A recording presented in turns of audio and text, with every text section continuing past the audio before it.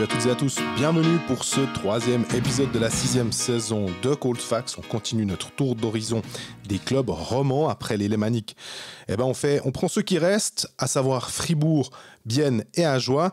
Et on va faire comme la semaine dernière, qu'est-ce qui est plus probable ? On aime bien ce jeu que Greg a implanté dans ses premiers épisodes de la saison. Et pour Fribourg, on va parler avec Pierre Chouvet de la Liberté, un peu plus d'une demi-heure avec lui. Et puis on enchaîne ensuite avec les deux clubs de l'arc jurassien.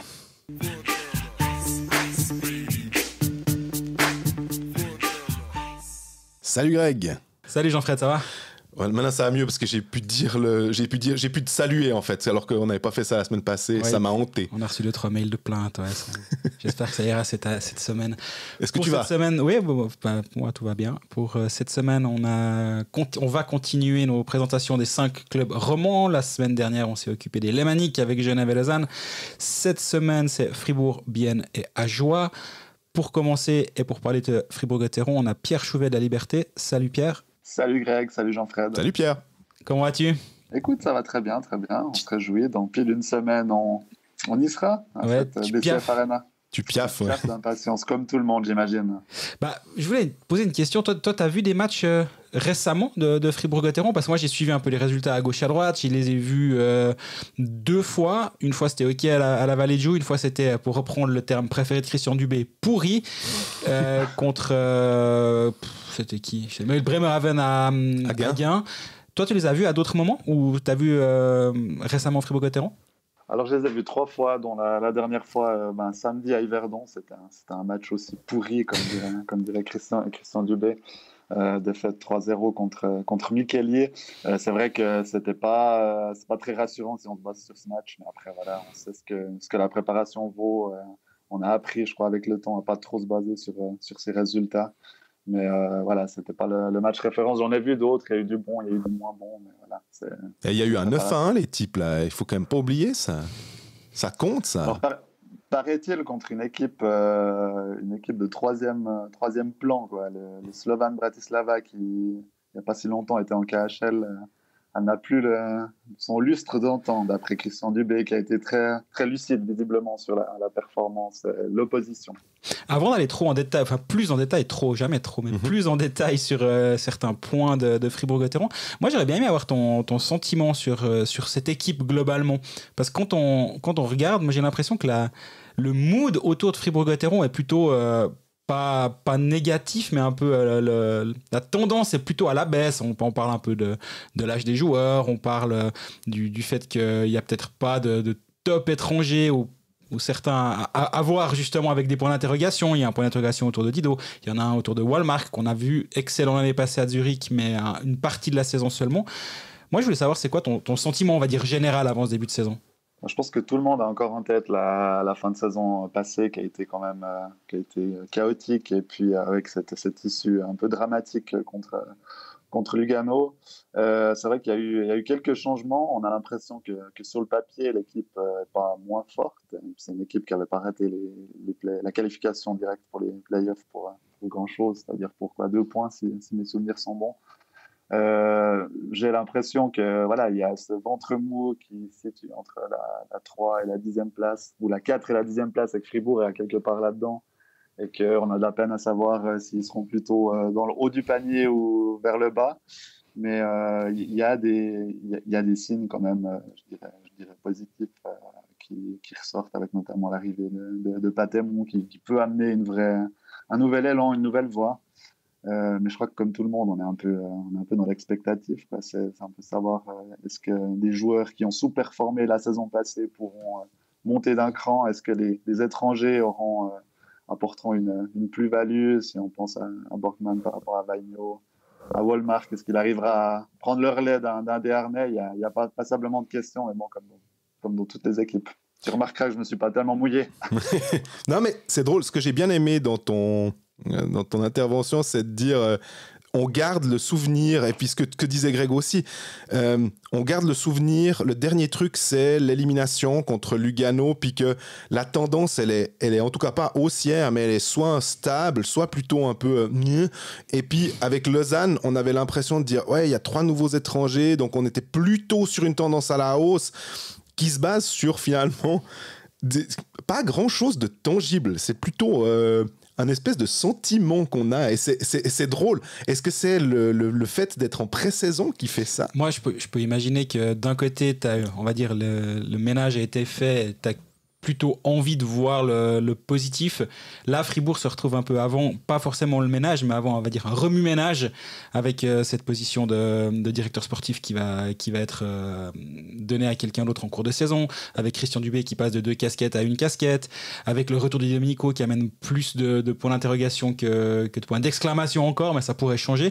Mais d'ailleurs, je propose de faire comme la semaine passée. J'ai préparé 6 thématiques avec qu'est-ce qui est le plus probable. Yes. Qu'est-ce qui est le plus probable concernant Fribourg-Gotteron? Mais on va commencer par Dido, c'est obligatoire, non? Qu'est-ce qui est le plus probable? Bien sûr. Moins de 3 matchs de suspension pour Di Domenico ou moins de 50 points? Peu de contexte quand même. Ces 3 dernières saisons, donc 2 avec Fribourg et 1 avec Berne, c'est 46, 54 et 53 points. Et les matchs de suspension, je ne me suis pas amusé à les compter, mais il y en a de temps en temps par-ci, par-là. Tu commences, Pierre? Je commence. Alors moi, je dirais qu'il va faire moins de 50 points quand même, parce que les 3 matchs de suspension, ils sont quasiment déjà acquis. Quand on le voit déjà un petit peu se frotter avec tous les adversaires en préparation, on se dit que quand il y aura de l'enjeu, il va réussir à se faire expulser 1 ou 2 fois.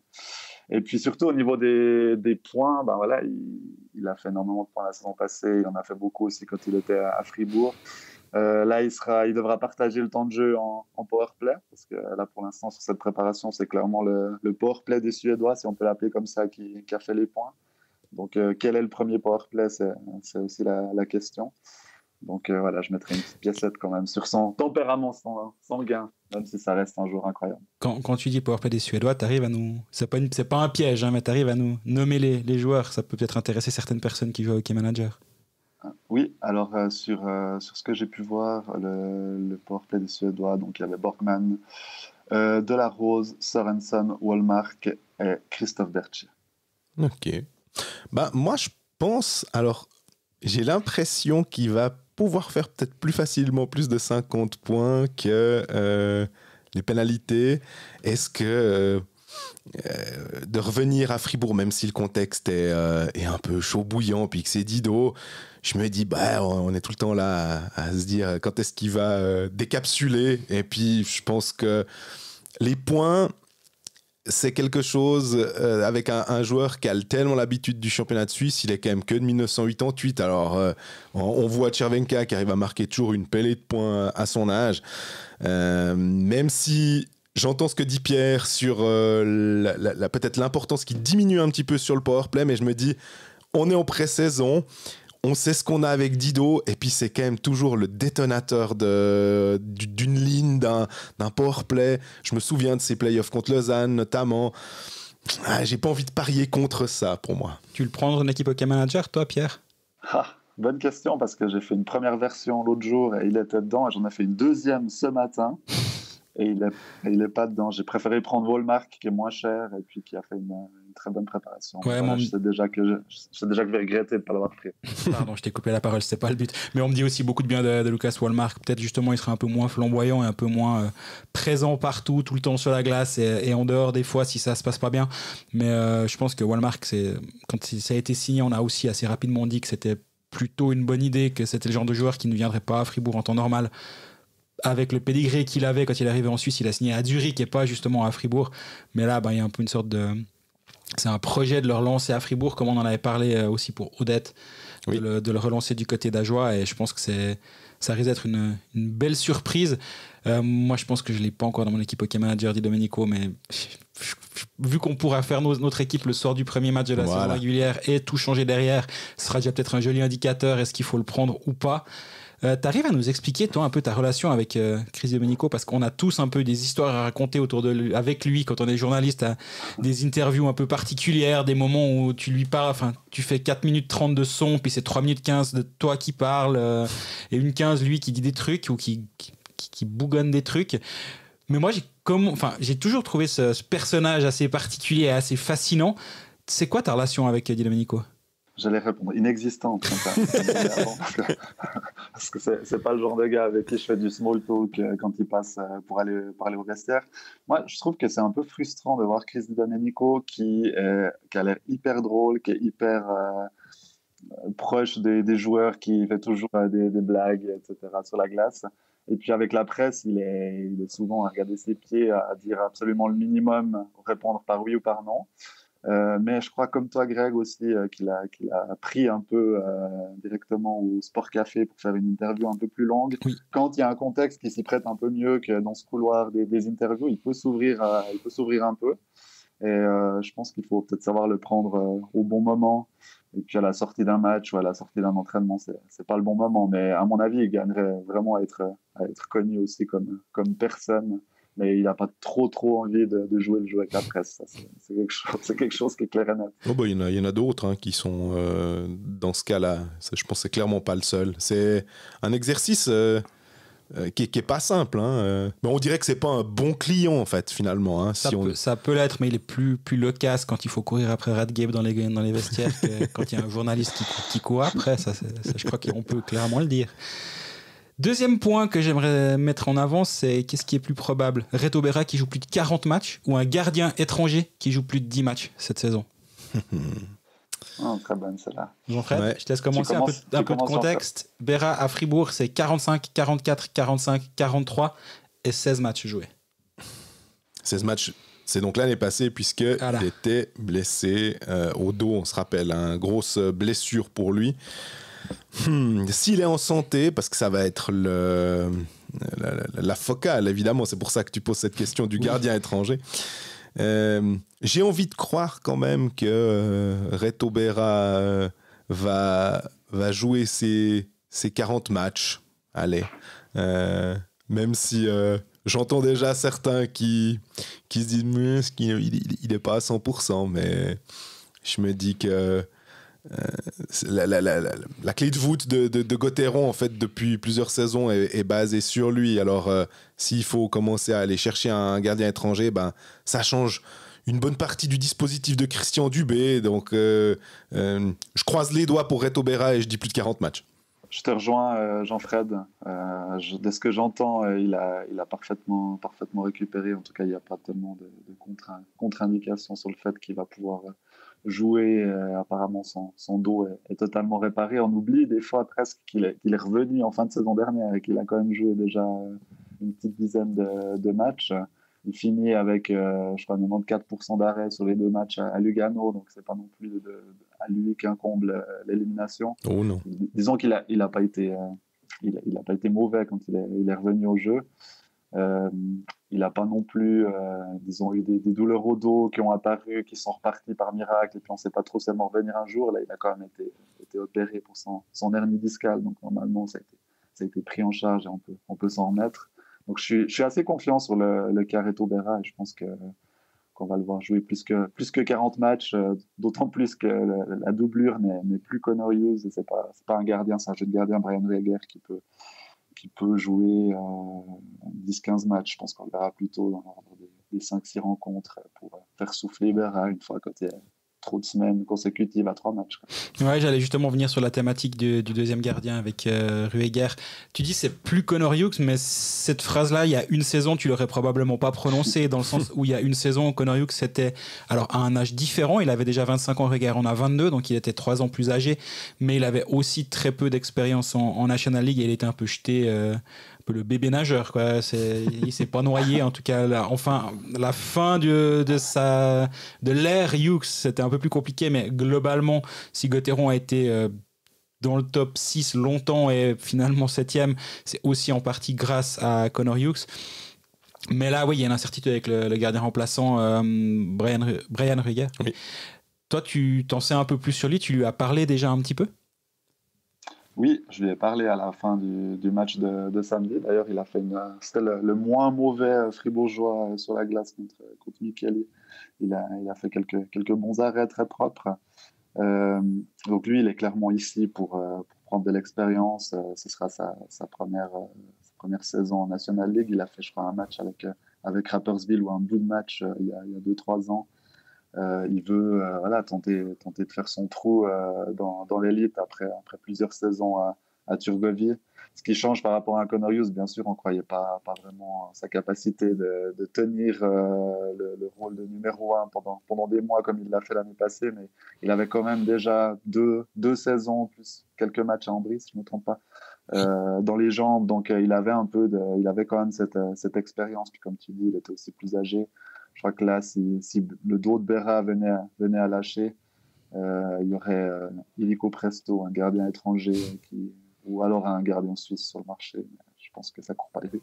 Non. Qui viendrait pour dépanner. Disons que Rueger est là pour apprendre et pour jouer quelques matchs si la saison de Fribourg se passe bien, parce que c'est toujours ça finalement qui compte. Si Gauthieron gagne, aligne les victoires, ce sera plus facile de mettre les petits jeunes entre les poteaux.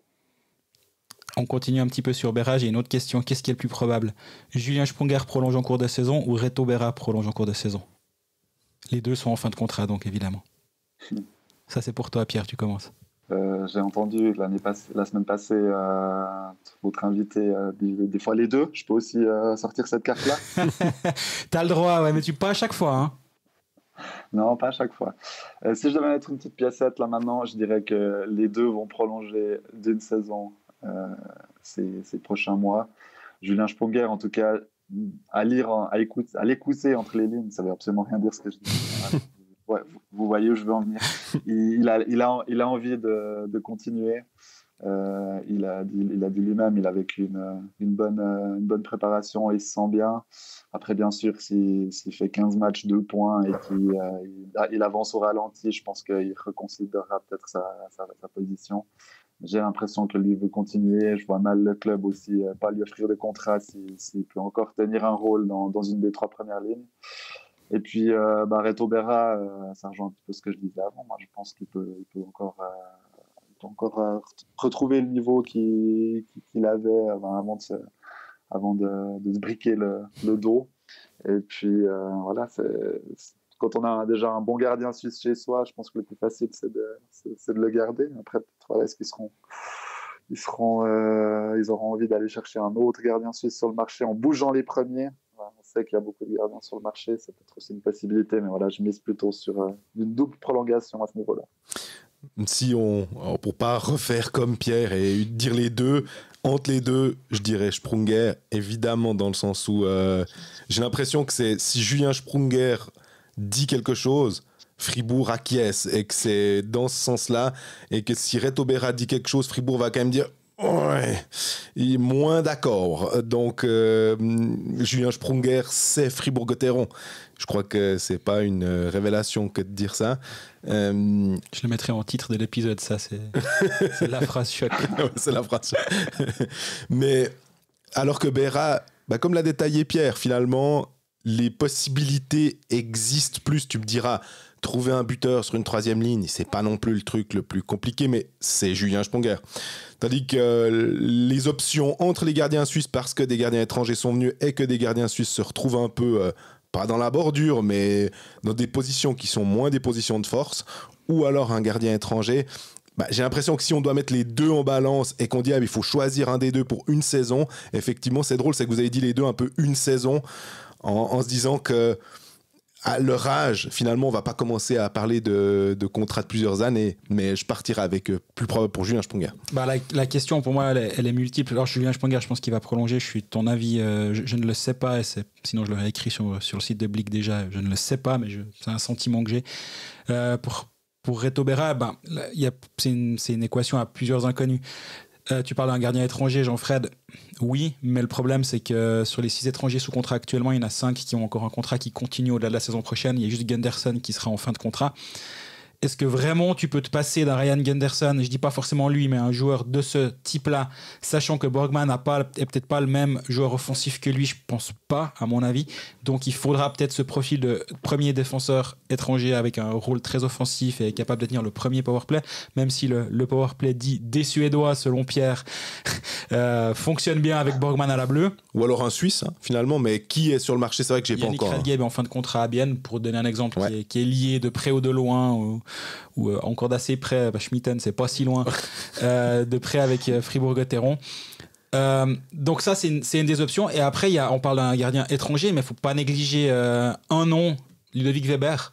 On va le laisser d'abord tranquillement, je l'ai déjà dit une fois, mais on va le redire une fois. On va le laisser tranquillement traverser l'Atlantique avant de parler de son retour en Suisse, parce que c'est peut-être pas d'actualité.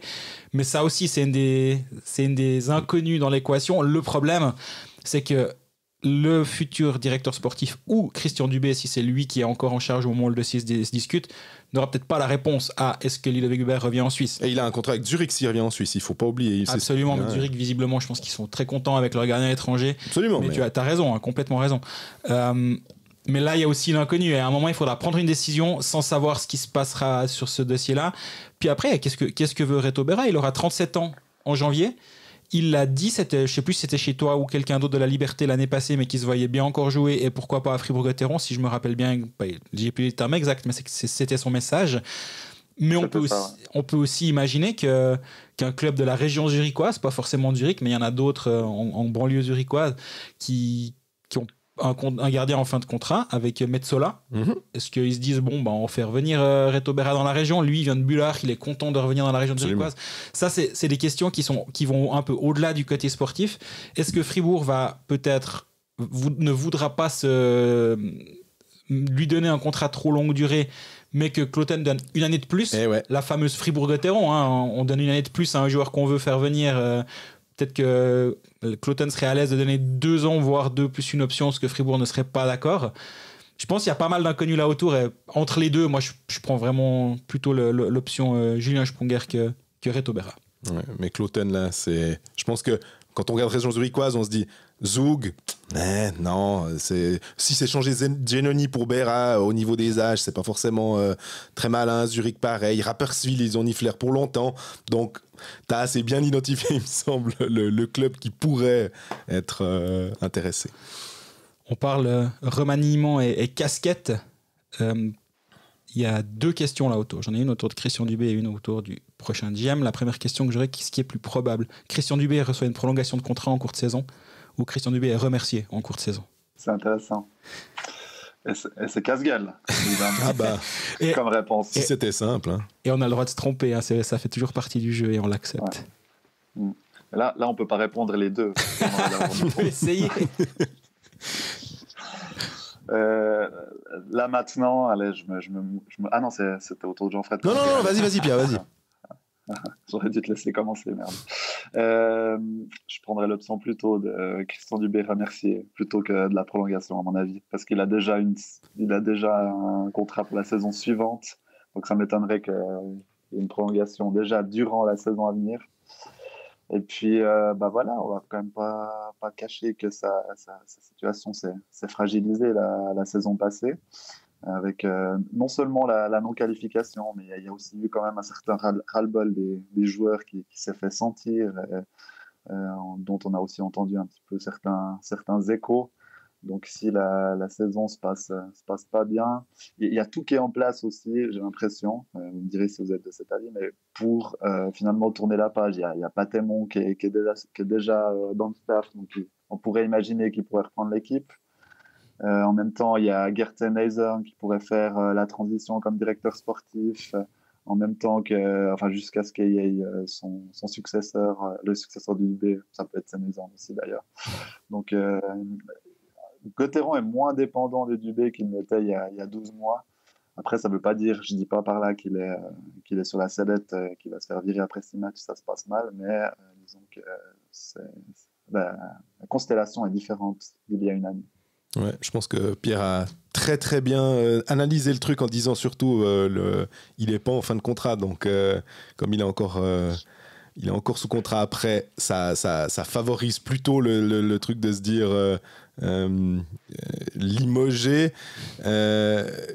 J'ai pas grand chose à ajouter d'autre parce qu'il l'a vraiment bien dit, mais par contre il y avait un truc, c'est sur la fatigue des coachs par rapport aux joueurs, de se dire que 5 ans, enfin tous ces, quand on te parle de cycle des fois, et même un Tangness qui est maintenant à la barre de Zouk, qui a pourtant gagné 2 titres, même eux, à un moment, les joueurs, ça fait 5 ans, si tu es Julien Sprunger, que tu entends Christian Dubé dans ton oreille. Ça fait 5 ans pour pas mal de joueurs.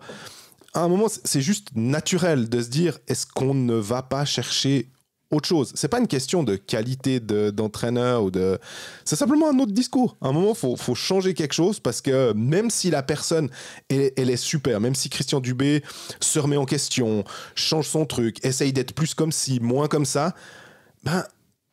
c'est fatal, tu vas lasser et tu vas te lasser, et que j'ai l'impression que des Del Courteau ou des Chris McSorley qui sont aussi longtemps, même on voit Chereda Ambry, ça va être la même chose. À un moment, il y en a certains qui en ont marre, et c'est pas parce qu'ils sont mauvais, c'est juste parce qu'il faut changer quelque chose. Ouais, elle était volontairement vache cette question, je pense. Honnêtement, à mon avis, là, et vous l'avez un peu dit les deux en filigrane, la réponse c'est aucun des deux, et je pense. Hein, ouais. Moi, je vois plutôt aucun des deux, parce qu'il reste une année de contrat après, etc. Mais c'était aussi pour parler du cas Christian Dubé que je suis venu sur cette thématique-là. Entre les deux, moi, je vous suis, mais sans vraiment y croire. Je pense effectivement que Fribourg-Gotteron ne va pas faire ce move-là, mais Christian Dubé l'a aussi dit lui-même à plusieurs reprises dans des interviews. Pas celle de Lugano où il disait peut-être que je vais m'en aller, ça on en a reparlé après la conférence de presse, mais qu'avec son fils qui pourrait partir en Amérique du Nord au bout d'un moment, il se pourrait s'imaginer repartir là-bas, donc prolongation de contrat j'y crois assez peu, en tout cas en l'état, et licenciement, je pense que Fribourg-Gotteron a un passé d'entraîneur licencié, et ils veulent peut-être plus recommettre ce genre d'erreur-là. La voix de Patemon, comme on le disait aussi en fin de saison dernière, quand on analysait Fribourg-Gotteron et avant l'arrivée de Patrick Aymon à Fribourg-Gotteron, c'était quand même une des options. C'était de se dire, ben voilà, on arrivera avec une nouvelle voix dans le vestiaire, ça va aider. C'est exactement ce que tu disais. Donc, je pense que sa position est fragilisée, mais en même temps, elle est presque plus stable. Je sais pas comment dire, mais dans le sens, il y a moins tous les faisceaux qui vont pointer vers lui s'il y a un problème. Les responsabilités vont être un petit peu dispersées, on va dire. Et je me réjouis assez de voir cet amalgame entre les 3 entraîneurs plus David Abichar qu'on oublie de temps en temps un peu. Même question, mais sur le GM, ce qui est plus probable que ce soit un GM suisse qui remplace Christian Dubé ou un GM étranger qui remplace Christian Dubé. Donc, moi, j'ai quand même l'impression que si on suit un peu la logique et qu'on va dans le sens de ce que tu dis, c'est pas qu'il y a une sorte de tradition à Fribourg, mais qu'on veut pas commencer à tout changer. Ça énervera peut-être certains qui aiment un peu un coup de sac en disant mais maintenant ça suffit, on a eu tant de temps Dubé pour toutes les cascades, alors maintenant qu'on change, autant changer. Moi j'aime bien Gert Sennhuysen dans l'absolu, c'est quelqu'un humainement que je trouve super, et je me dis laissons-lui sa chance finalement, pour peu qu'il ait un dossier solide. Tu parlais de Christian Volven en disant aussi à quel point Ajoie, quand il est arrivé, il était préparé pour faire ses entretiens. Avec des autres clubs, la même chose. Donc, si Gert Sennhuysen est bien préparé pour ses entretiens finalement d'embauche, il n'y a pas de raison qu'on ne lui donne pas une sorte de primauté parce qu'il était là. Après, ça peut aussi être ça qui lui cause du tort. À moins que tu aies le nom du GM, tu ne peux pas nous le dire. Non, malheureusement, je crois que j'en suis pas à ce point-là. Et je pense que, honnêtement, le club est assez sincère dans sa manière de communiquer sur le processus. Ils vont auditionner des candidats maintenant. Je crois pas qu'ils aient déjà le nom et puis qu'ils attendent juste avant d'annoncer. Cela dit, je pense qu'il sera suisse, mais peut-être binational. J'allais te demander, Serge Pelletier, tu le considères comme suisse ou comme étranger? Là, je pensais notamment à lui parce que voilà, c'est un des candidats. Il y en a certainement d'autres, mais je verrais bien un Canado-Suisse. Ouais. Est-ce qu'un Reto Raffiner comme ça, je me dis, est-ce que ça pourrait être une possibilité selon vous? Moi, je pense, excuse, j'ai entendu que tu avais commencé à parler. Moi, je pense pas.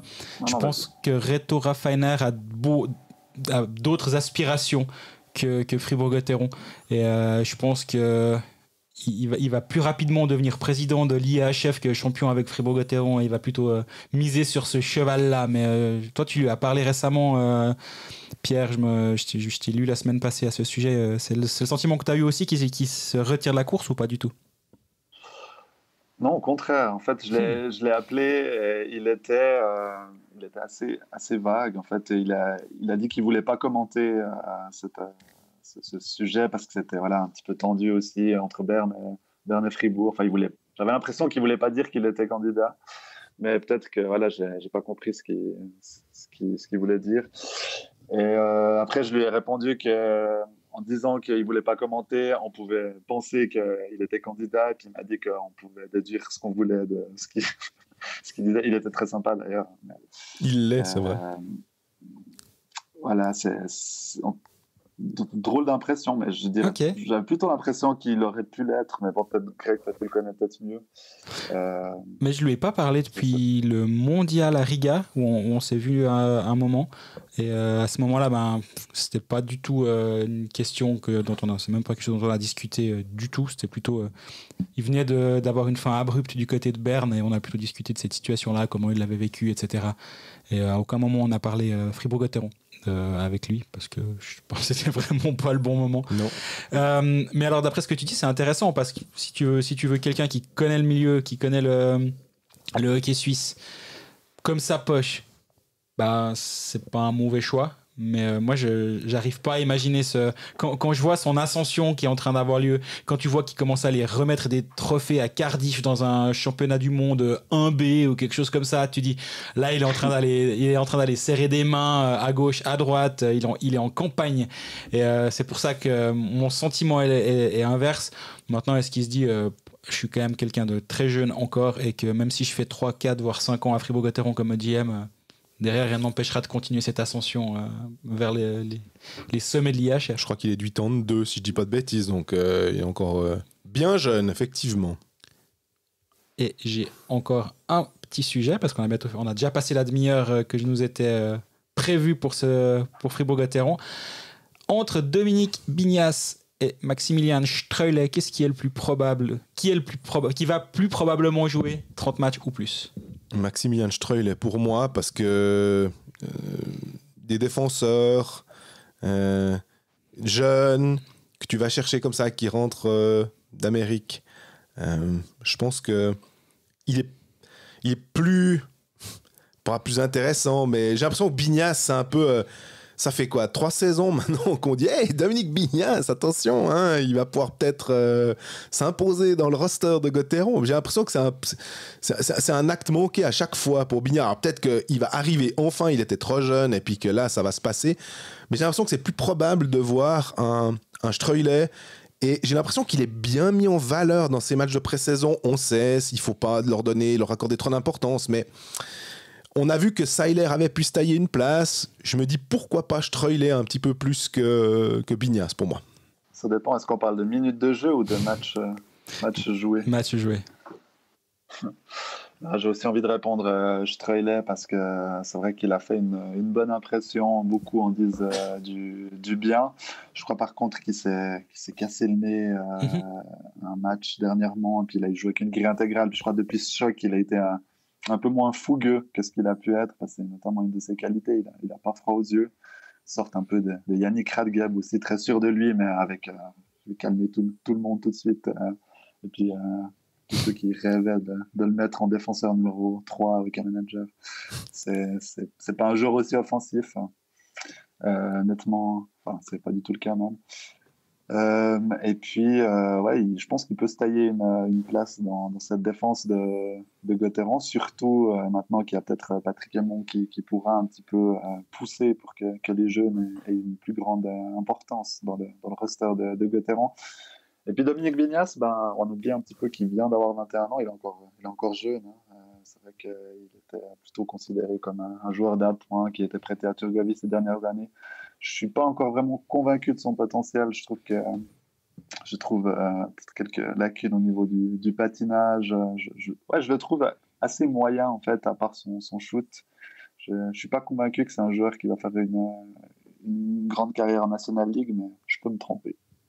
Ouais, je pense que le développement de Bignaz va être intéressant parce qu'en junior, c'était un joueur très, très doué offensivement. Est-ce qu'il est capable d'amener autre chose, justement, et parce qu'il ne va pas pouvoir jouer sur l'une des premières lignes, en tout cas.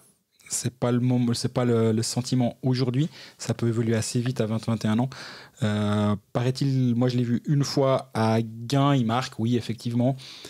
Sinon, il n'y a pas grand-chose à dire. Il fait pas un mauvais match. Je l'ai vu à la Vallée dans une ligne plus offensive et là, je l'ai trouvé vraiment à la peine. Il avait tout le temps un pas de retard sur sa ligne. Donc voilà, il est encore en train d'apprendre. Il vient de faire 2 saisons en Swiss League. Je pense qu'effectivement, Streley étant plus jeune, mais je pense qu'il a un plafond, on va dire, plus élevé que Bignaz, un potentiel plus élevé que Bignaz. Donc je pense que Streley va être un membre. S'il joue 52 matchs durant la saison, je suis vraiment pas surpris si tout se passe bien dans sa progression et dans sa santé. Aussi, je pense que Fribourg a un petit historique de jeunes qui n'ont pas forcément eu leur place et qui se sont tirés pour voir ailleurs si la glace était plus blanche, entre Andrea Glauser, entre David Ebicher, pour des raisons diverses. Hein. Comme je l'ai dit la semaine passée, il n'y a pas de... Peu importe à qui la faute, mais dans les faits, les deux sont quand même partis, alors que parce qu'ils étaient en manque de temps de jeu, ou ils s'estimaient en manque de temps de jeu à Fribourg-Gotteron. Je pense que Christian Dubé, et comme tu l'as dit avant avec Patrick Aymon derrière, ne va peut-être pas vouloir commettre une nouvelle fois cette erreur ou plutôt donner sa chance aux jeunes, que ce soit l'un ou l'autre. Mais Streley, dans une défense où il n'y a pas pléthore, il n'y a pas 9 défenseurs comme à Lausanne actuellement, par exemple, c'est un peu plus facile de l'avoir tous les soirs sur la feuille de match, en tout cas. Streley qui a un magnifique mulet, d'ailleurs, si j'ose ajouter. Quand même. Tu oses. Il bat Cody Eakin. C'était Cody Eakin qui avait un mulet incroyable. Hein. Non, il n'est pas aussi beau quand même. Ah oui. Bon, on est arrivé au terme de ce que moi j'avais imaginé pour Fribourg-Gotteron. Il y a une thématique que tu aurais encore envie de discuter, Pierre, avant de vaquer à tes occupations, ou on a fait le tour? Écoute, je pense qu'on a bien fait le tour. Évidemment, il y aurait plein de choses à dire, mais je crois savoir que vous avez d'autres clubs à passer en revue. Donc, tu veux faire bien avec nous ou bien tu veux t'en aller? Je crois que je serais bien incapable de dire ce que je pense de bien, en tout cas sur les nouveaux joueurs et sur les interrogations, notamment le nouveau coach. Je vous laisse le soin de faire ça. Merci beaucoup de nous avoir accordé plus d'une demi-heure pour parler de Fribourg-Gotteron. On risque de te solliciter à nouveau durant la saison pour faire le point au moment de la prolongation de contrat de Sprunger, Berra, Dubé ou autres, ou des licenciements des uns et des autres, etc. Donc on se réjouit de t'accueillir à nouveau. Avec plaisir. Bon début de saison à vous. Merci à toi aussi. Merci beaucoup. Allez. Ciao.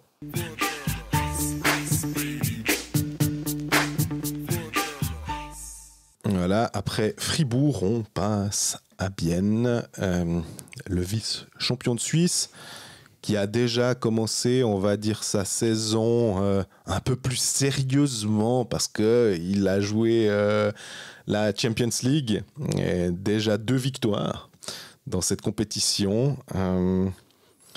Qu'est-ce qu'on peut attendre de ce Bienne cette saison? C'est un peu difficile. On parlait de Genève qui a le poids du champion et qui toute autre chose qu'un titre serait presque une saison ratée, et pour Bienne c'est finalement un peu similaire. C'est tout autre résultat qu'un titre serait presque une saison ratée, non? T'imagines? C'est... Non, je le dirais pas comme ça. Pour moi, la situation, je parlais un peu de moi 2 secondes. Non, la situation me fait penser à une des équipes que je suis en basket. Enfin, l'équipe que je suis en basket, Portland, fait une finale de conférence en 2019. Et là, on se dit, ok, c'est parti, quoi. La suite, ça peut aller que vers le beau. Puis il y a eu une stagnation, puis il y a eu une dégringolade, et c'était une catastrophe depuis. Ma foi, c'est pas grave, on continue de suivre. Mais je prends cet exemple-là parce que ça me fait penser à ça en me disant, au bout d'un moment, quand tu as été proche, pas du titre, parce que là c'était pas le cas pour l'exemple que j'ai donné, mais t'es quasi au sommet, puis le but c'est de faire la dernière petite marche, mais il faut repartir depuis tout en bas. Et ils ont vu à quel point c'était dur d'arriver jusque-là. Genève aussi, mais Genève à la fin, il y a la coupe qui est levée. Et je me demande dans quelle mesure ça tout n'a pas tourné de la bonne manière pour Bienne la saison dernière à 60 minutes près. Et est-ce que c'est possible de revivre une saison pareille cette saison? Et j'ai l'impression que une demi-finale perdue ne serait pas un échec. Et c'est ça, c'est aussi au niveau des attentes avant la saison. T'as le droit de perdre en demi-finale puis de dire on a quand même fait une bonne saison. C'est pas parce que l'année précédente, Bienne termine en finale, perd au match 7 et a un souffle de gagner le titre. Et derrière, toute autre chose qu'un titre est un échec. Je pense qu'il faut redescendre un petit peu les attentes, à mon avis. Rien contre le HC Bienne, c'est juste dans l'absolu. Quand on voit la parité dans cette ligue, qu'il y a plusieurs équipes qui peuvent gagner, qu'il y a, on va dire 10 équipes qui peuvent prétendre aux playoffs sérieusement. Ouais. Et je dirais 4 équipes qui peuvent sérieusement prétendre au titre. Je ne vais pas les nommer, comme ça je me mets personne à dos. Il y a Zurich, Zug, Genève et d'autres. Encore une, vous démerdez. Encore une qui peut. Non, il y a 4-5 équipes qui peuvent jouer la gagne chaque année. Donc, oui, ça peut être bien. Ou non. Enfin, si c'est pas bien, c'est. Ouais, c'est pas dramatique. D'ailleurs, qu'est-ce qui est le plus probable? Bienne atteint les demi-finales cette saison ou Bienne ne joue pas les playoffs? Quand même, Bienne atteint les demi-finales malgré tout. Dans le sens où. Il n'y a pas beaucoup de changements à part effectivement le coach, on pourra en reparler naturellement, mais dans le dispositif, on loue le travail de Martin Steinegger, on loue une certaine stabilité du club, quand il s'agit de faire des petits ajustements, il panique pas trop. Il y a un gardien qui part comme Olkinuora qui l'avait sous contrat, on se dit, tant qu'on apprend que finalement non, il vient pas à Bienne, vente panique, on va dire peut-être parmi les journalistes qui se disent oulala, puis derrière il y a Arik Seteri, puis finalement c'est remplacé mieux que ce qui était de base, et donc dans ce rapport là avec ce club, j'ai l'impression qu'on a souvent dit que la force de Bienne c'était de jamais paniquer, et que pas paniquer, ça voudrait dire une demi-finale finalement qui serait, comme tu viens de le dire, finalement pas une saison ratée. Je rappelle quand même, pour mettre un peu de contexte, que Bienne n'a pas atteint les demi-finales les 2 saisons précédentes. A été une fois éliminé en quart de finale et une fois éliminé en pré-playoff. On s'en rappelle, c'était contre Rapperswil, si je ne me trompe pas. Avec Lars Steinberger. C'est pré-playoff, ça. Il y a quand même eu chaque année une équipe classée 7 qui s'est pris les pieds dans le tapis. L'année passée, 2e saison régulière fantastique à un souffle, là aussi, de terminer premier et donc d'accueillir le match 7. Beaucoup de choses se seraient passées différemment si Bienne avait terminé premier et Genève 2e. Faut pas rentrer dans ce révisionnisme-là, mais dans les faits, quand même, quand tu perds le match 7 à l'extérieur en finale, tu dis si seulement on avait eu l'avantage de la glace pour ce match 7. Donc, aller en demi-finale, c'est loin d'être un acquis. Par contre, effectivement, je pense que c'est plus probable de voir Bienne se qualifier pour les demi-finales que Bienne ne pas jouer les playoffs. Mais on peut terminer 7e et ne pas jouer les playoffs. Et c'est pas une saison forcément ratée comme la saison 2021. Je pense que si on se réécoute à l'époque, on peut pas parler de saison ratée quand t'es par là, t'es dans la course, on va dire, jusqu'à la dernière seconde pour jouer les playoffs. Absolument. Et que tu te fais sortir en pré-playoff. Mais quand même, j'ai l'impression que cette équipe a une vraie profondeur à tous les niveaux. Mais la question du coach, tu l'as déjà mise sur la table et c'est une des questions. Mais je ne vais même pas faire un qu'est-ce qui est plus probable avec lui, mais je trouve que c'est intéressant de parler de l'arrivée de Matikainen. Honnêtement, je ne connaissais pas cette personne avant son arrivée. J'avais dû voir son nom 3 fois sur Elite Prospect en faisant des recherches, mais rien de plus. Bonne impression jusqu'à présent, mais moi j'ai trop peu vu Bienne. J'ai vu un match complet mais à la télé de Bienne jusqu'à présent, donc je peux pas non plus commencer à faire des grandes théories sur oh mon Dieu, j'ai commencé à voir un peu la patte de Matikainen. Oui, quand même, sur les sorties de zone, si et ça. Non, pour l'instant j'ai rien à dire sur le jeu qu'il va proposer, et surtout je pense qu'on devrait en avoir rien à dire actuellement sur le jeu, parce que déjà c'est que de la préparation, il n'y a pas son contingent complet, et pour implémenter un système dans une équipe, ça prend du temps, et pour l'instant il est en train de le faire gentiment, et à mon avis c'est seulement aux alentours de la pause de l'équipe nationale qu'on pourra commencer à tirer un premier bilan du HC Bienne et comparer si c'est comparable, ou peut-être juste pas comparer avec le Bienne de Turmenen, voir Qu'est-ce qu'il arrive à faire différemment? Parce que changer, c'est pas forcément négatif. Tu peux opérer des changements dans une équipe, même si ça allait bien, ça peut quand même être positif de faire des changements. Et je parlais justement, et c'est là où toute cette histoire qui part de Portland pour revenir jusqu'à Bienne, c'est qu'en fait, involontairement, Bienne a dû changer quelque chose. Ouais.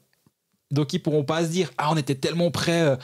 Là, on reprend le chablon l'année passée, puis on repart on repart. Non, il y a une nouvelle personne à la bande qui a une nouvelle vision, peut-être. Un nouveau discours. On en parlait avant, en disant on se lasse. Tormenan, même s'il était exceptionnel, ça faisait quand même un petit moment. Forcément, il serait encore à la bande, évidemment, s'il n'y avait pas eu ce problème. Mais essayons de trouver le positif, finalement, d'une situation difficile. Et c'est exactement là où je veux en venir. Je me dis, finalement, Bienne, j'ai vraiment... On pourrait croire que je vais dire c'était un mal pour un bien, la mésaventure et la maladie dans Tyrone, c'est vraiment pas ce que je suis en train de dire. Mais dans les faits, quand tu regardes froidement la situation, tu te dis quelque chose a dû être changé et si bien arriver à en tirer profit. Exactement. Et tu as aussi mentionné un petit passage que je voulais relever, c'était il n'a pas son contingent au complet parce que les Américains, ils parlent de injury bug, donc comment dire, pas le moustique des blessures, mais le virus un peu des blessures. Il y a Kunsley qui est sur les plots. Kunti a toujours pas joué. Löw, c'est un peu un problème aussi de savoir s'il va pouvoir rejouer même plus tard au hockey. On se rappelle qu'il a quitté la glace en fin de play-off l'année passée, il n'a pas rejoué. Olofsson, qui n'est pas disponible pour les matchs de Champions League là, qui vont venir pour Bienne. Donc, ça ouvre des possibilités à d'autres joueurs. Jan de Rungs, qui vient d'Ajoie, on s'attend, et là on peut parler un petit peu hockey manager, de se dire est-ce que ça peut être un joueur en attendant qui, en début de saison, comme il a une valeur qui n'est pas trop élevée, qui peut-être peut augmenter sa valeur, et en début de saison, une fois que les contingents, justement parce qu'il a un petit peu de place pour jouer, il y a Licky Reichlet, je ne sais pas trop quoi attendre, j'aime bien ce nom, parce que ce joueur, je le suis depuis assez longtemps, parce qu'il était dans la région zurichoise, puis il faisait partie des rangs juniors, puis à un temps, il était un peu attendu comme étant un futur très très bon, donc... Ça s'est un peu calmé, la hype autour de Licky Reichlet, mais ça peut revenir quand tout d'un coup, il y a quelque chose qui clique. C'est tout à fait possible. Et Bienne, on sait que c'est une place où on peut se donner... on a la chance de pouvoir faire quelque chose. Damien Brunner n'est pas éternel. Enfin, bref, il y a pas mal de possibilités d'éclore, j'ai l'impression, à Bienne. On fera combien de fois des blagues sur Reichlet, les chaussures on l'a fait qu'une fois aujourd'hui, puis c'est bon. Très bien, on voit. Là, maintenant, tu sais que tu me fais penser à... Oui. À Piero Cartobla. À Piero Cartobla, bien sûr. Comme toujours. J'avais justement imaginé un over 10 points. Qu'est-ce qui est le plus probable? Over 10 points pour Reichlet ou de Rungs? Je dirais plutôt de Rungs, forcément, parce qu'il a un peu plus de bouteille de maturité. La saison qu'il fait à Turgovie avant d'aller à Ajoie, où il marque plus de 30 goals, en tout cas 37. Voilà, c'est du Suomet là dans le texte, où tu te disais que même s'il divisait ce total par 3, par exemple, on arrivait à un peu plus de 10 buts. Donc, à Ajoie, je pensais que ça allait le faire. Il était blessé. S'il est en pleine possession de ses moyens, moi j'y crois. Reichlet, il faut lui laisser encore un peu le temps. Ce que j'aime bien dans le profil de Jan de Rungs, c'est que quand il fait cette saison justement à 57 points à Turgovie, il joue avec Jonathan Eng. Ouais. Et donc il est capable de jouer à un niveau suffisant pour suivre un gars qui a marqué presque 50 points la saison dernière en National League, Jonathan Eng donc. Ça veut quand même dire que tu peux le placer très haut dans ton alignement et il va pouvoir tenir la route, normalement. Il n'y avait pas Brennan derrière aussi à l'époque, ou bien c'était pas encore... C'est pas la même année. Pas la même année, ok. Non. Parce que je me disais quand même, Turgovie, De Rungs, Eng, Brennan, ouais, joli, quoi. Adam Rundqvist, qui a signé à Ajoie depuis, Dominique Bignas, Marco Forer. C'était une équipe qui avait un certain talent quand même. Brian Heuger, on en parlait avant. Je pensais pas lire le contingent du HC Turgovie. J'arrête. Non, mais l'aspect des Rungs sait jouer avec Jonathan Eng et est capable de planter. C'est pratique et ça doit donner des idées, je pense, à Matikainen de dire bon, lui, si je le mets à l'aile de la 4, il va peut-être pas autant me servir que ce que je souhaite.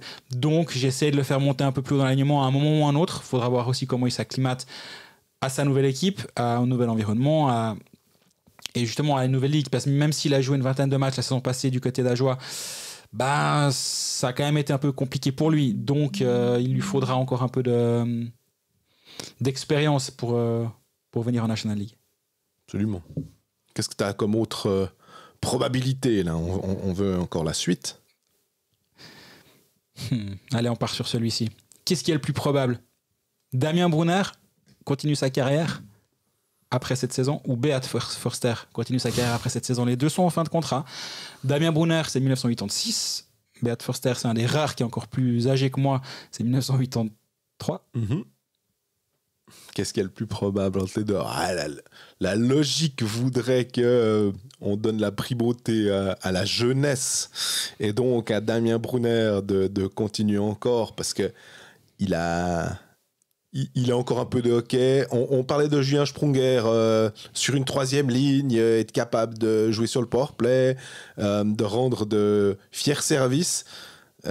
En l'occurrence, les deux peuvent rendre de fiers services et le font avec plutôt pas mal de talent. Mais Brunner, de ce qu'on a vu, il était tellement malheureux de ne pas pouvoir jouer cette finalissima avec Bienne.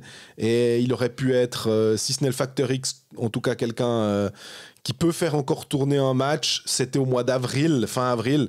On est au mois de septembre. Je me dis que même si... ça va pas dans son sens au niveau de l'âge, hein. Il va être il va plutôt perdre de la vitesse qu'en gagner. Il est quand même sacrément efficace. Moi, à l'inverse, je vois plus un Beat Forster dire là, j'en mets encore une de toute façon, d'être derrière, de patrouiller en zone défensive et puis pourquoi pas une année de plus là où Brunner, je pourrais tout à fait l'imaginer un bon matin se dire Fertig, je me rends compte, admettons que le coup de patin suit plus, que voilà, et à choix entre les deux, ça peut être les deux, tout à fait, mais à choix entre les deux, je mettrais plutôt Forster. Cette question était aussi là pour parler des fins de contrat, parce que bien, alors on parlait d'autres clubs où il y a peu de marge de manœuvre, on a parlé de Lausanne la saison passée par exemple, Fribourg la semaine passée. Fribourg a peu de contrats expirants. Bien, à l'inverse, il y a toute une série de joueurs qui se terminent de contrats de joueurs qui se terminent à la fin de la saison à venir. T'as parlé de Radgeb avant. Hein. Voilà, notamment, mais je vais pas, ça va presque être, je suis désolé, ça va être une liste. Faut pas être désolé. Hein. À part Yakovenko, tous les étrangers sont en fin de contrat. Voilà, comme ça, hop.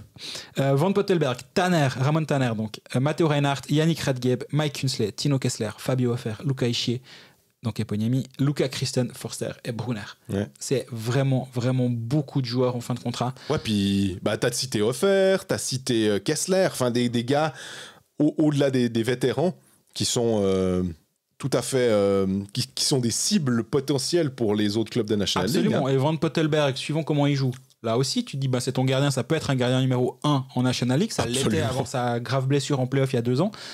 Radgeb, ça peut être un défenseur suisse de haut niveau. J'aime bien comme tu as dit. Je me suis dit, est-ce qu'il va nous lancer? Ça peut être un défenseur numéro 1. Et on se dit, quand même, défenseur suisse de haut niveau. Défenseur suisse numéro 1 dans une équipe, pourquoi pas? Il a 5 saisons en Suisse, 6, 7. Depuis qu'il est revenu en Suisse, il a toujours fait plus de 23 points. Ouais. 22, pardon, 36 matchs. Il produit offensivement, il est capable de tenir un powerplay, il a un shoot très puissant. Et je pense que ça doit être une des priorités pour Martin Schneeger. Quelle information je suis en train de donner.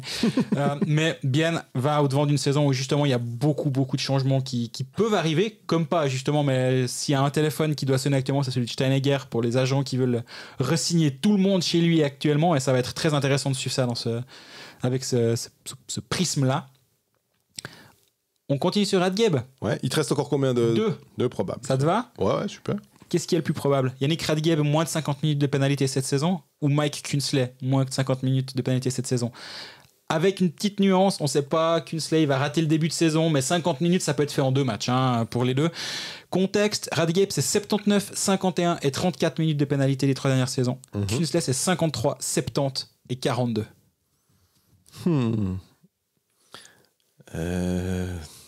Radgeb, de temps en temps, il peut être chaud. Si Dido le le cherche. Ah, ces Fribourgiennes, ils vont être intéressants là quand ils vont se chamailler peut-être. Mais allez, disons Künzle. Parce qu'il rate les débuts de saison, donc il a 2-3 occasions de moins de prendre une pénalité de 10 ou de 20 ou voire plus. Voilà, exactement. Ouais, les deux, honnêtement, ça c'est vraiment un coin flip, mais c'est vrai que c'est deux joueurs qui amènent cette dureté, on va dire, et à la limite des fois pour Künzle. Radgeb, c'est un peu plus, il accumule les pénalités, puis de temps en temps il sort une fois le genou en trop, puis il se prend match. Mais Künzle, je pense que pour moi c'est lui qui va être en dessus des 50 minutes de pénalité malgré le fait qu'il rate le début de saison. Petite dernière sur Bienne, Satteri plus de 35 matchs ou Van Pottelberg plus de 20. Pour contexte, Satteri en a joué 35 pile la saison dernière. Ouais. Je dirais peut-être... En saison régulière, évidemment. Mais Van Pottelberg était blessé au début de saison. Oui. Donc, je partirais quand même sur le fait que Van Pottelberg est en santé et que donc on peut lui donner un petit peu plus répartir un petit peu mieux le temps de jeu.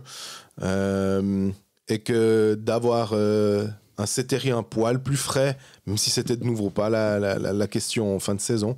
Van Pottelberg, plus de 20 matchs pour moi. Je pense que c'est le bon choix, à mon avis, aussi parce que Bienne a 7 étrangers, donc ils vont aussi pouvoir faire tourner, malgré la blessure de Löw qui a été remplacée. Ils ont 7 étrangers sous contrat, donc ils pourront faire tourner Satteri, lui donner peut-être les back-to-back, le sortir de l'alignement un soir sur deux, peut-être ça lui fera du bien de temps en temps. Le traitement Jonas Hiller, de ne pas aller à Ajoie, pas aller à Davos, pourquoi pas. C'est vrai qu'on n'a pas parlé à part ça des deux étrangers, surtout Poka et Poniemi. Poka qui a fait 4 assists dans un des matchs de Champions League. Alors, est-ce que ça va être... est-ce qu'il faut se ruer dessus Hockey Manager en se disant la pépite à un étranger, un défenseur étranger qui aligne les assists, c'est toujours bien pour faire des bonus défensifs. Et il ne coûte pas un prix inabordable. Et Poniemi, on attend pas mal. Il est assez jeune. Moi, il me fait un peu penser... je dis pas que c'est un moule à la Sarella, mais dans le contexte de ce qu'il peut potentiellement amener, il est dans une équipe qui est meilleure que Langnau. Donc, il aura peut-être un peu moins de responsabilité ou peut-être un peu moins de temps de jeu, mais il entre dans un contexte finlandais avec Poka, Rajala, Salinen et son entraîneur Matikainen. Donc pas un contexte trop défavorable pour commencer une carrière dans un nouveau pays, disons. Il joue avec Kessler et Ischier sur le deuxième match de saison de Champions League et sur les deux premiers d'ailleurs, Kessler et Ischier qui ont marqué durant ces matchs-là. Faudra voir comment il joue. Est-ce qu'il va être mis un peu plus dans l'alignement ou est-ce que justement ils vont préférer le mettre avec deux Suisses puis continuer de jouer, de mettre assez offert sur la même ligne. Là, il y avait Reichle sur la deuxième ligne lors du match gagné 6-1 contre Innsbruck. Rajala, Salinen, Brunner ensemble. Il y a encore des ajustements qui sont en train d'être faits. Il y a encore des tests que le coach est en train de faire. Il y a encore des matchs de Champions League d'ici là. Donc ça va être intéressant de suivre. Mais oui, Eponiemi va être chouette à suivre, je pense aussi, parce que c'est un joueur qui est très, très, très, très rapide. Les matchs que j'ai vus à la télé, c'est une chose, mais je suis allé à l'entraînement de Bienne, puis tu le regardes patiner, tu vois qu'il a une vitesse de plus que les autres. Lui, il est en 6e quand les autres sont en 5e. Certains sont encore en 3e, mais ils sont plutôt défenseurs.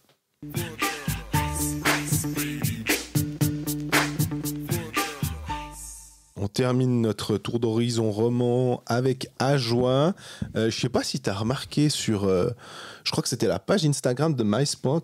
Ils font les pronostics d'avant-saison, puis ils mettent des cannes croisées comme ça pour jusqu'à 5. Hein. Ça peut être des pucks. Et bon, ils ont choisi des cannes.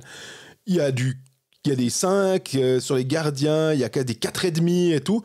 Pronostic 14e, je me disais, alors, je sais pas comment, j'ai pas vu les autres, mais je me dis, alors, c'est vachement haut comme pronostic pour finalement, enfin, comme si on devait faire l'addition de toutes ces cannes pour finalement arriver sur du 14e. C'est un peu l'école des fans, ils leur ont mis des 10. Donc là, les plus jeunes, ils nous ont perdus hein, sur l'école des fans, je suis désolé.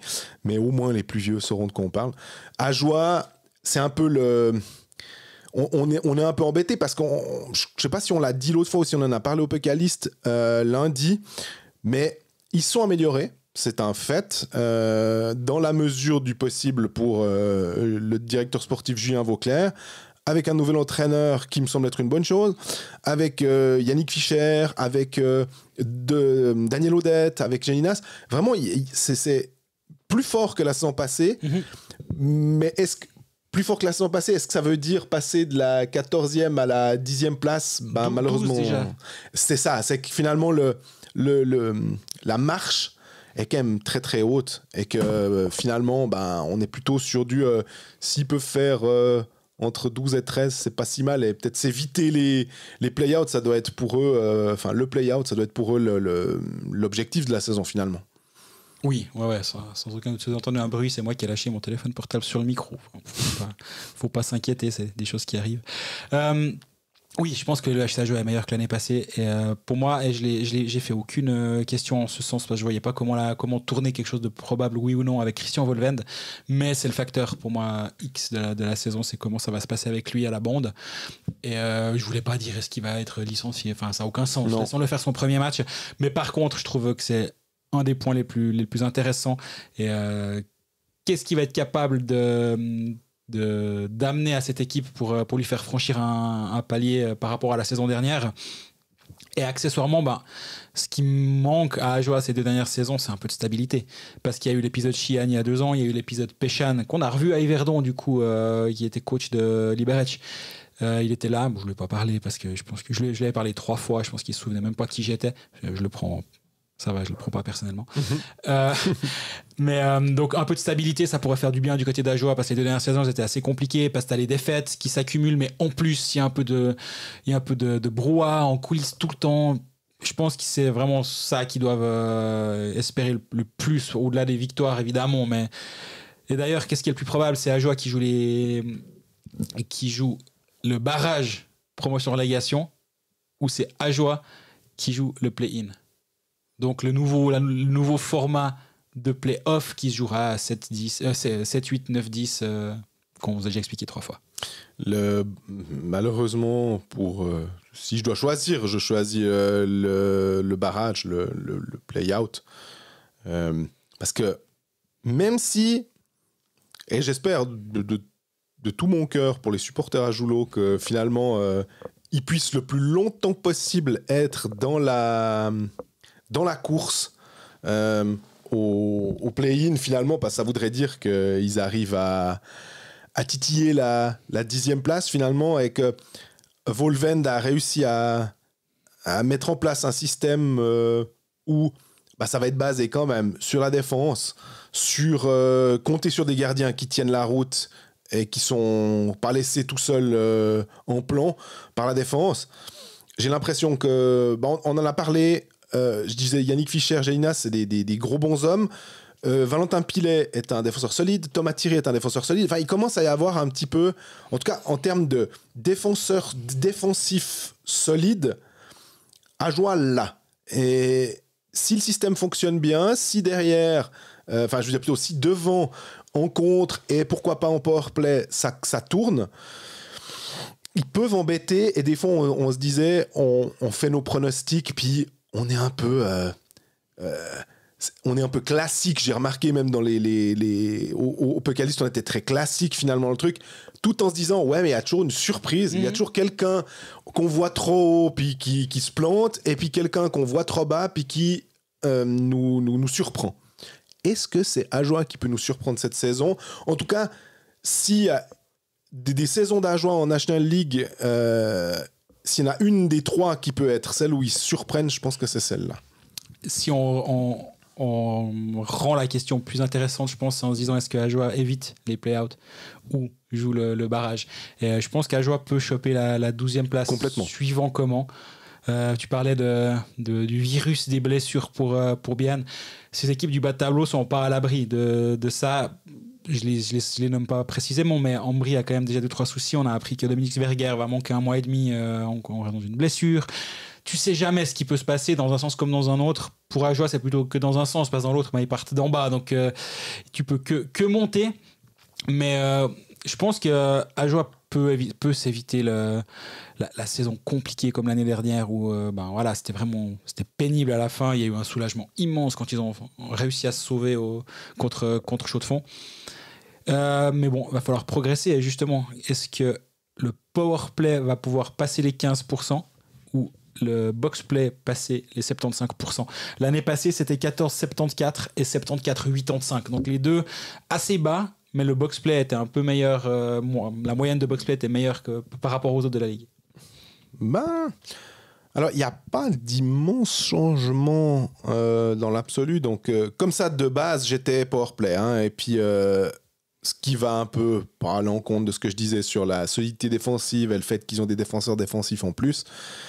Mais je me dis quand même que le powerplay, l'ajout de Daniel Audette, que je vois là aussi, en tout cas en pré-saison, on l'a dit, on a répété que ça voulait pas forcément dire quelque chose, mais je sais pas pourquoi, j'ai l'impression que il a tout pour faire une saison vraiment plus qu'honorable, en fait, à Porrentruy.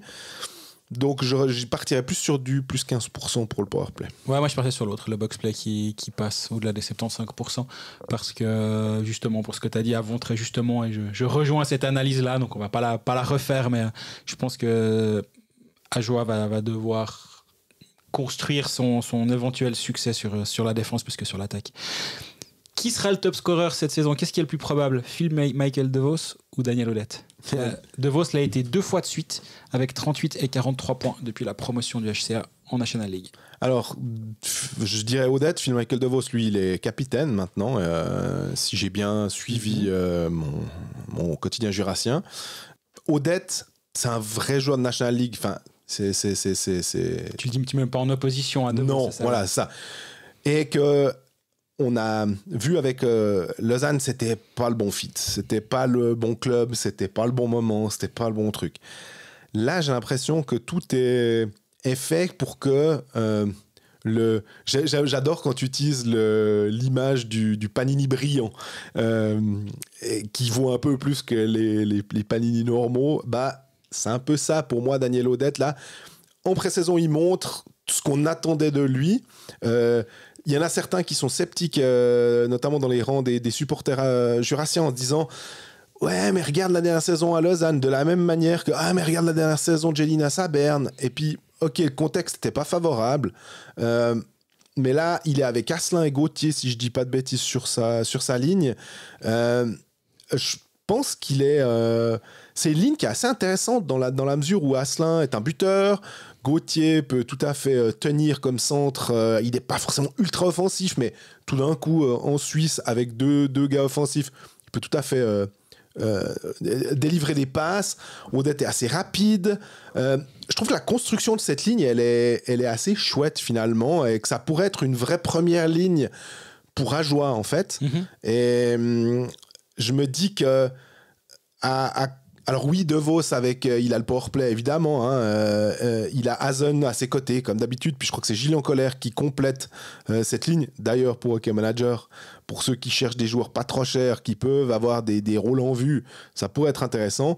Je suis quand même... Je suis, on va dire, fan de Daniel Audette sur ce match-up entre les deux. Je suis assez d'accord avec toi. Moi, j'aimerais bien voir DeVos jouer avec Audette, en fait. Parce que la qualité de passe de DeVos est celle de Audette sur la même ligne avec un Hazen, qui est aussi un très bon finisseur. Audette également. Et bon patineur, Hazen. Ouais. Et l'année passée, Audette marque quand même 10 buts, malgré la saison compliquée, ce qui en ferait le 3e attaquant du HCA la saison dernière. Il y a Brennan qui était là devant comme un attaquant aussi, mais il y a que 3 joueurs qui ont passé les 10 buts à Ajoa la saison dernière. Et Audette, malgré sa saison ratée, ou difficile à Lausanne, ou compliquée à Lausanne, il a quand même une dizaine de buts. Et c'est un joueur qui a une 50aine de points en Liga finlandaise en 2021. Il a près d'1 point par match en KHL. Il a 45 matchs, 39 points l'année d'avant. Ouais. En Russie, saison à Lausanne, 1,5 point par match, c'est un peu raté, je suis totalement d'accord, mais il y a moyen de progresser et je peux l'imaginer tout à fait être top scorer. Et puis puisqu'on parle des étrangers, Audette, Asselin, Hazen, DeVos, etc. L'année passée, Ajoa a marqué 62% de ses buts par les étrangers. Qu'est-ce qui est plus probable? Plus ou moins de 62% de buts par les étrangers cette saison?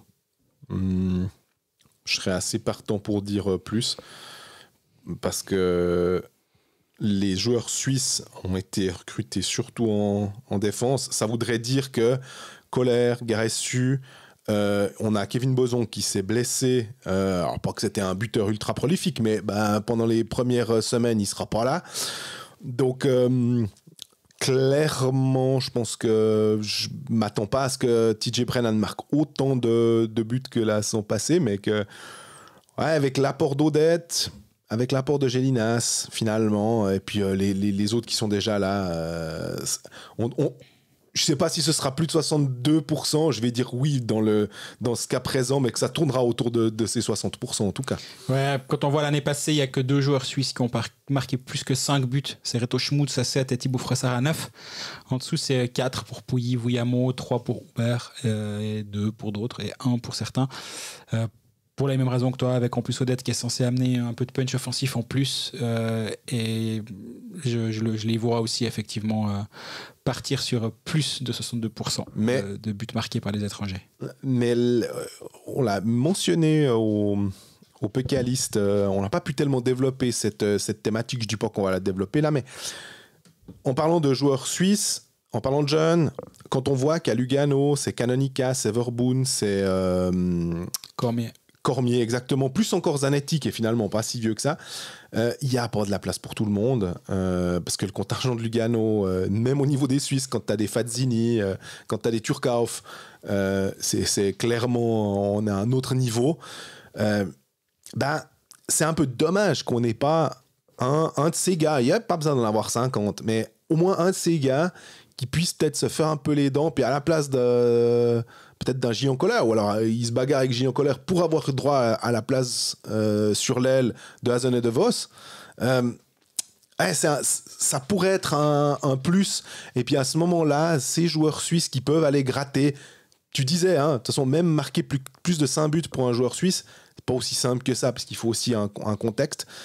Mais je sais que c'est pas simple pour Julien Vauclair, parce que sinon il l'aurait sans doute fait. Et vu les connexions qu'il a avec Lugano, ce serait peut-être facile de pouvoir aller éventuellement pêcher quelqu'un là-bas.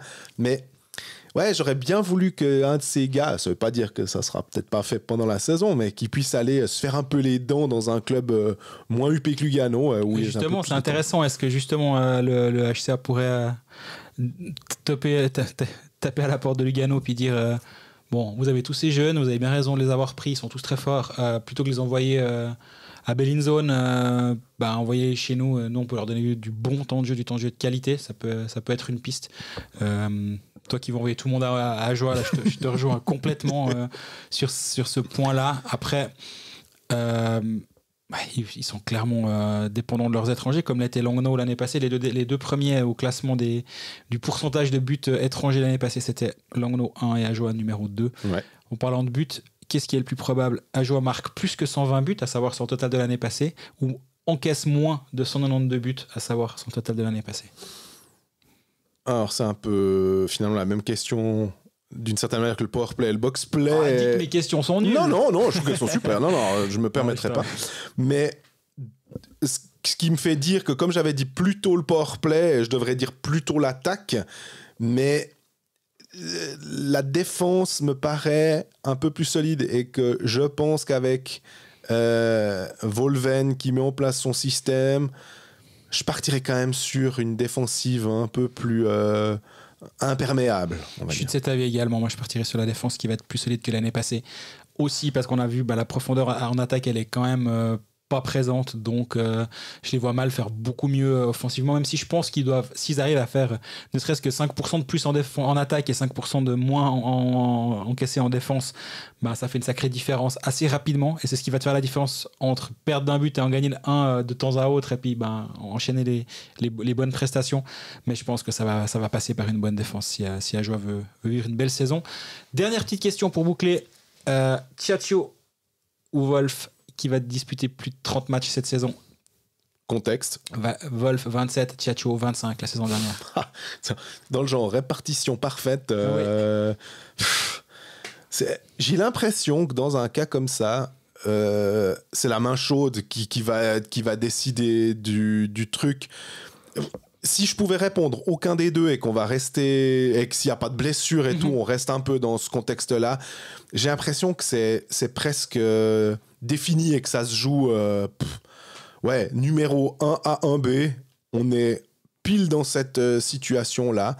Et que si par hasard, il devait y avoir un changement de paradigme du côté de Volvend, je partirais un léger avantage à Team Wolf pour jouer potentiellement plus de 30, mais j'y crois pas forcément. Mais s'il fallait donner un des deux noms, Wolf, voilà. Moi, j'aurais dit Tchatcho parce qu'il a encore un contrat au-delà de cette saison, tandis que Wolf est en fin de contrat. Ça peut être une des explications que je verrais. Très juste. Mais là où tu as raison, je pense qu'il y a de fortes chances qu'ils se partagent le filet. On rajoute la wildcard Noah Patenaude, oui, qui débarque du Canada. Qui arrive en courte saison l'année passée du Canada. Il a joué 14 matchs avec les Ticino Rockets la saison dernière en prêt. Là, pour l'instant, il n'a pas été prêté actuellement. Ça peut encore venir. Il a 20 ans. Est-ce qu'il va piquer quelques matchs aux deux, en fait, et qui fait qu'aucun des deux passera les 30 matchs? C'est très probable. Ouais, mais c'est très possible. Ouais, c'est possible, mais de nouveau, pour un gardien, tu vois, 20 ans. Ok, capacité, il est assez bon. Mais laissez-le un peu se développer en Swiss League, quoi. Faites-lui jouer des matchs. C'est bête à dire, mais ramasse des pucks, prends des shoots, peut-être dans une équipe qui est moyenne. Dans et les puis Rockets, c'est prévu. Évidemment. À cet effet. Évidemment. Et c'est beaucoup plus chouette pour lui de s'habituer à ça et de jouer finalement, plutôt que de faire les entraînements de temps en temps derrière deux gardiens qui sont objectivement plus solides que lui, plus expérimentés. Donc par contre, ce serait bien de se dire mais après, derrière, on donne une saison à Patenaude en Swiss League, il se fait les dents, il bouffe du caoutchouc, et on n'est pas obligé de re-signer Wolf. On fait Tchatcho Patenaude, admettons, et puis on va. Je pense que Patenaude est encore trop jeune pour assurer ce rôle-là, et il faudrait qu'Ajoie reste avec un A, un B. Mais admettons que ça pourrait être une des options. Est-ce que dire qu'ils peuvent jouer la patte chaude au bout d'un moment, c'est une jolie fin pour cette partie Absolument, j'y pensais aussi. On peut en rester là, d'accord.